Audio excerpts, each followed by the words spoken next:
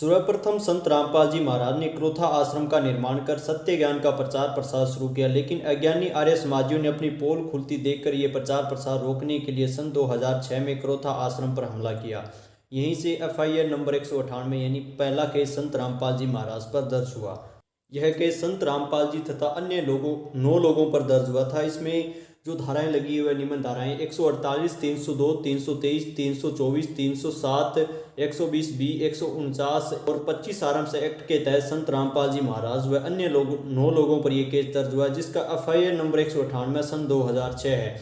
जिन भी धाराएं लगी है उन धाराओं को संक्षेप में बताते हैं। क्या क्या धाराएं हैं? 148 ये धारा घातक हथियार रखने के कारण, लेकिन सतलोक आश्रम क्रोथा में इस तरह के कोई भी हथियार नहीं मिले थे। सिर्फ संत रामपाल जी महाराज के ज्ञान को रोकने के लिए झूठे मुकदमे बनवाए गए हैं। और धारा 302 हत्या करने, 323 सिंपल मारपीट, 324 धारदार हथियार से मारपीट करना, 307 हत्या का प्रयास करना और 120B षड्यंत्र करना घटना के लिए, 149 5 से अधिक लोगों को इकट्ठा होना और 25 आर्म एक्ट। इन सभी धाराओं को लेकर संत रामपाल जी महाराज पर रोहतक सेशन कोर्ट ADSJ 33 माननीय राकेश सिंह जी के न्यायालय में ट्रायल चल रहा है। इस केस में मैंने पिछले वीडियो में बता दिया था कि क्या कार्रवाई हुई थी और अगली तिथि जो पेशी की तारीख है वह 24/2/2022 है। अब वो वीडियो देखना चाहते हो तो मैं उसे आई बटन में ऐड कर दूंगा, आप देख सकते हैं। FIR नंबर 198 में संत रामपाल जी महाराज 2006 में जेल गए, 22 माह तक जेल में रहे और 2/4/2008 को संत रामपाल जी महाराज को चंडीगढ़ हाई कोर्ट ने जमानत दे दी थी। केस नंबर 2 अवमानना का केस है, जिसका केस नंबर है 12 सन 2014।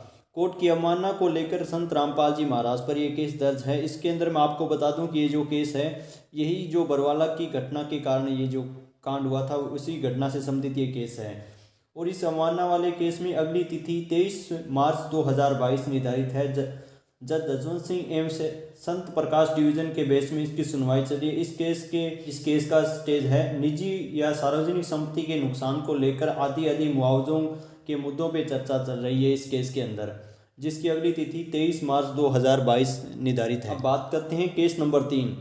यह FIR नंबर 426 है, जो संत रामपाल जी महाराज पर बरवाला थाना गना में दिनांक 17/11/2014 को दर्ज हुआ। यह गुरुजी व अन्य 6 लोगों पर दर्ज हुआ, जिसके अंतर्गत जो धाराएं हैं 332, 353, 186 के तहत संत रामपाल जी पर व अन्य 6 लोगों पर दर्ज हुआ। इसका विचारण पर कोर्ट ने 2 वर्ष 10 माह तक संत रामपाल जी महाराज पर केस चलाया। गुरुजी को के अधिवक्ता MS नयन थे और इस केस में दिनांक 29/8/2017 judicial magistrate first Mukesh Kumar ने फैसला सुनाया और संत रामपाल जी महाराज तथा अन्य 6 लोगों को बरी कर दिया।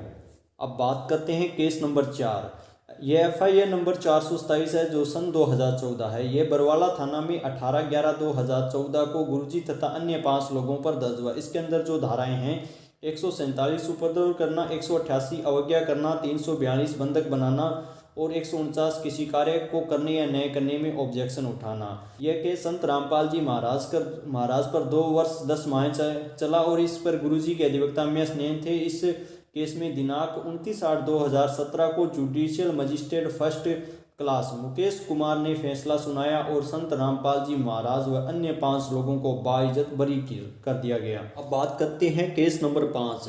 यह FIR नंबर 428 है, जो संत रामपाल जी महाराज पर बरवाला थाना में 18/11/2014 को संत रामपाल जी तथा अन्य 937 लोगों के विरुद्ध देशद्रोह, असंवैधानिक गतिविधियां, विस्फोटक सामग्री और सार्वजनिक संपत्ति को नुकसान को लेकर यह केस संत रामपाल जी तथा अन्य 937 लोगों पर दर्ज हुआ था। इसके अंदर जो धाराएं हैं वह धाराएं हैं 114, 147, 148, 149, 186, 188 और 120B, 121, 121A, 122, 123, 307, 326, 332, 333, 342, 353, 420, 467, 468 और 47 और 435 IPC और धारा 3, 4 और 7 है। इस केस का विचारण special court central jail number 1 Hisar में। इसकी सुनवाई वर्तमान में माननीय एडिशनल सेशन जज अजय तेवटिया द्वारा की जा रही है। इस केस की अगली तारीख 10/1/2022 निर्धारित है। इस केस के अंदर बहुत से लोगों को भगोड़ा घोषित कर दिया गया है, जो मैंने पिछले वीडियो में आपको बताया होगा। यदि आपने नहीं देखा तो आप वो वीडियो जाके देख सकते हैं।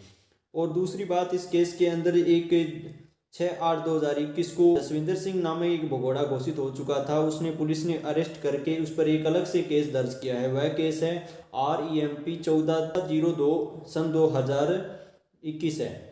अगला केस आता है केस नंबर 6, FIR नंबर 429 है, जो संत रामपाल जी महाराज बरवाड़ा थाना में 19/11/2014 को संत रामपाल जी तथा अन्य 15 लोगों पर दर्ज हुआ। जो धाराएं हैं 302 हत्या करने के जुर्म में, 343 और 120 षड्यंत्र करने में कारण।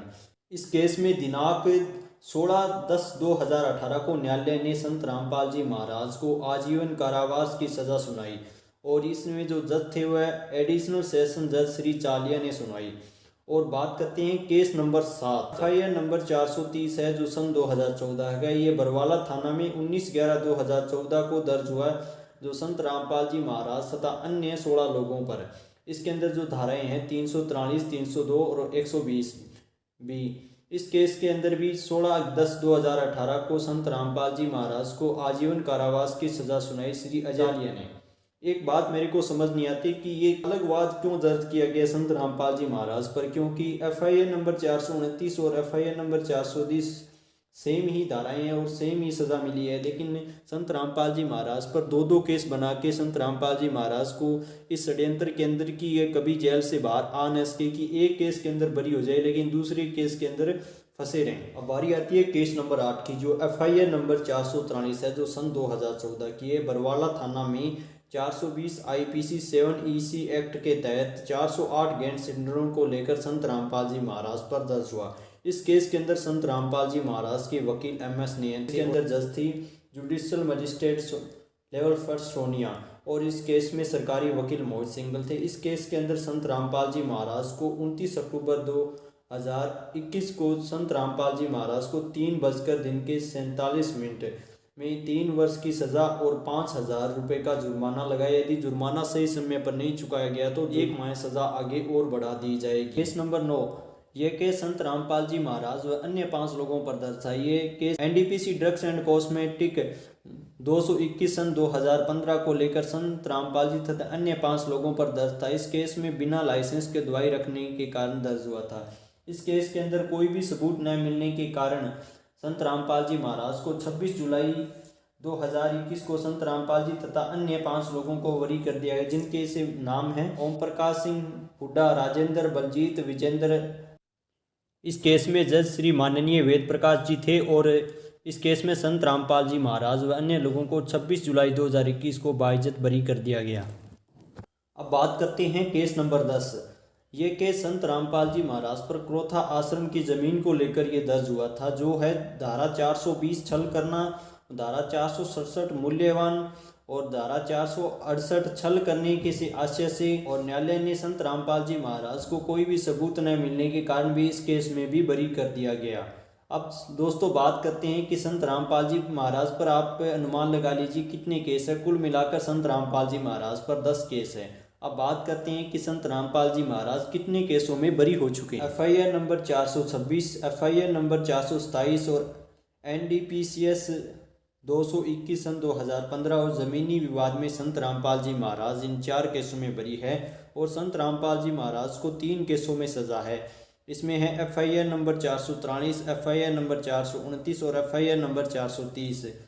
और संत रामपाल जी महाराज पर अभी भी जो केस चल रहे हैं वह है FIR नंबर 198, FIR नंबर 428 और अवमानना का केस जो संत रामपाल जी महाराज पर चल रहा है। दास से परमात्मा ने ये वीडियो बना दिया है कि उन पर क्या केस है, क्योंकि जगत भाई ये कमेंट कर रहे हैं कि बार बार आप कमेंट में भी जाकर भी देख सकते हैं कि संत रामपाल जी पर आप कह रहे हो कि बलात्कार का केस नहीं है तो वो क्यों जेल के अंदर, उन पर क्या केस है। तो आप सभी को एक बात और बता देना चाहता हूँ कि आज संत रामपाल जी महाराज ने कोई भी अपराध नहीं किया फिर भी जेल में बंद है। तो इसका कारण है कि उन्होंने जो सत्य ज्ञान का प्रचार किया है वह मैंने ये सामने रख दी जगत भाइयों की कि ये संत रामपाल जी महाराज पर क्या क्या धाराएं लगी है। ये मैंने पिछले हर वीडियो में बताता हूँ कि संत रामपाल जी पर बलात्कार का केस नहीं है। आपके सामने जो मैंने धाराएं बताई है वो कोर्ट के अनुसार है और इन धाराओं के अंदर मैंने बता दिया कि कोई ऐसी धारा नहीं है कि जो संत रामपाल जी महाराज पर यह सिद्ध करती है कि बलात्कार केस है।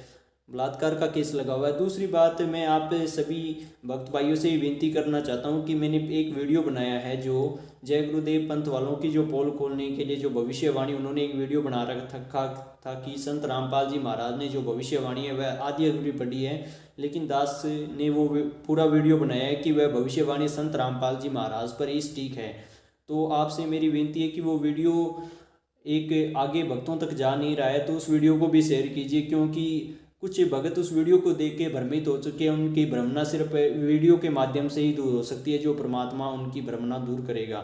तो दास से भी आप सभी से विनती करता है कि मेरे वीडियो को, उस वीडियो को, चाहे इस वीडियो को आप ज़्यादा शेयर नहीं करें, लेकिन उस वीडियो को आप शेयर कीजिए, क्योंकि उस वीडियो के माध्यम से परमात्मा का ज्ञान और उभरेगा। और दास की आपसे एक रिक्वेस्ट भी है कि आप कृपया वीडियो को लाइक भी कीजिए, क्यों